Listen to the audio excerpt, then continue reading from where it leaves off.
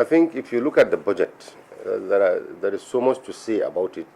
The major problem I've seen with the budget is the issue of how to finance the budget.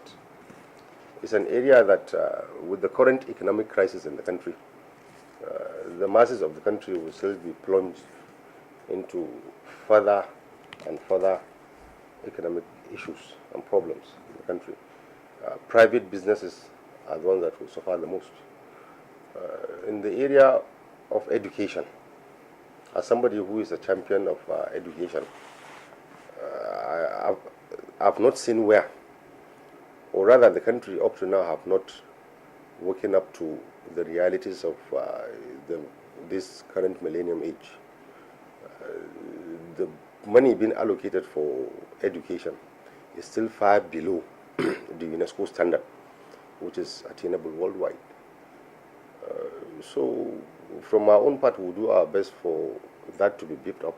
Ministry of Education needs further and more allocation so that our children can go to school, children of the less privileged can be able to be educated. And then you see this area of security challenge. Even though the executive have tried in beefing up budget for the security, but I don't see how that will curb the issue of insecurity in the country. What I believe would have curbed insecurity in the country is job creation. Not from government posts, but rather how do you beef up private sector to be able to accommodate youths that create this insecurity in the country to be engaged and employed. That's one way that you can be able to curb the issue of insecurity in the country. So issue of commerce should have been looked into very well and very articulately so that youths can be further and further more engaged. Lastly, you see this area of loan, debt, we are collecting left, right, and center. It's further deepening the country into mess. It won't help anybody. In some years to come now, I will be old. Our children and our grandchildren will be the ones that will take over the country. The question we should ask ourselves, what are we leaving back for them by collecting loan here and there, left, right, and center, to spend on things that are not going to generate income to pay back this loan, but rather on recurrent expenditures. Even this 25,000 naira palliative that the president is going to be given to, that will be given to Nigerians for 6 months, not in any way is going to help anybody. If you look at the constituencies we are representing, if such money is accumulated and invested in our constituencies, what they will create as job opportunities for youths will be better than handing them 25,000 naira monthly. And then the issue of this, division in the country, even today at the preliminary, you people were there, you had people talking about their regions. This one is coming from southeast, this one is from there. You see, a hungry man in Maiduguri has the same problem with a hungry man from Obubra in Cross River State. Their problem is the same. The solution to that problem is the same, irrespective of tribe or religion or wherever somebody comes from. So at this level and at this pedigree, it baffles me when members sit or stand up and talk about certain region being marginalized, certain region being not marginalized. What we should actually look at is areas that, this particular budget, rather than borrowing within the country, there is gold, there is uranium, there are other natural resources that can be used actually to finance this budget, rather than borrowing the delta there. So actually these are my fears in the budget, and of course you have to appreciate the president for even bringing it to meet up the time that is required, January to December.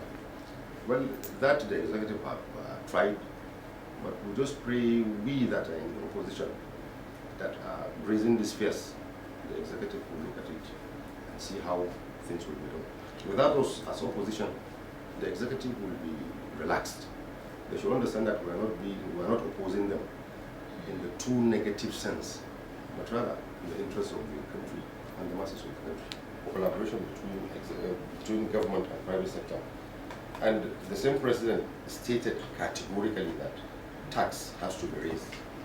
Are you encouraging investment from private sector, or you are scaring them off? Wherever you want investment, either locally from private sector within your local environment, you have to waive certain tax on businesses for them to survive.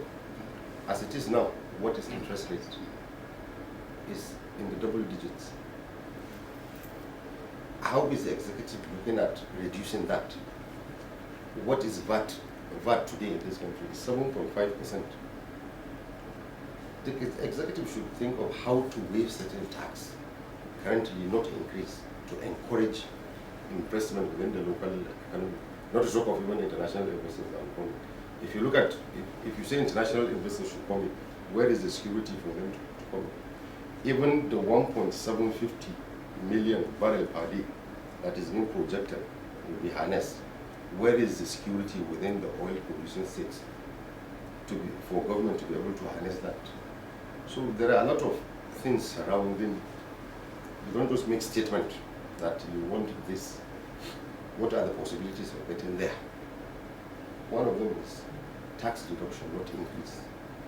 Secondly, you should reduce recurrent expenditure. If you look at it, within the budget, recurrent expenditure is above capital expenditure.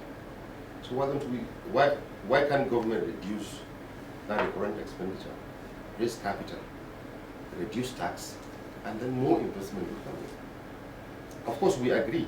Like somebody said today in the floor, other countries like England, it is high time we stop comparing ourselves with what is obtainable in America and in England. The atmosphere there is different than what is obtainable here. Let us look at our own local environment. What can we do, what can we do, what is possible and what is not possible. We cannot wake up today and say President Bola Ahmed Tinubu must make Nigeria London within the next 4 years. No, it's not possible. But he can set the foundation for that. Commerce is one area that can actually reduce youth from the street and drastically reduce the issue of insecurity.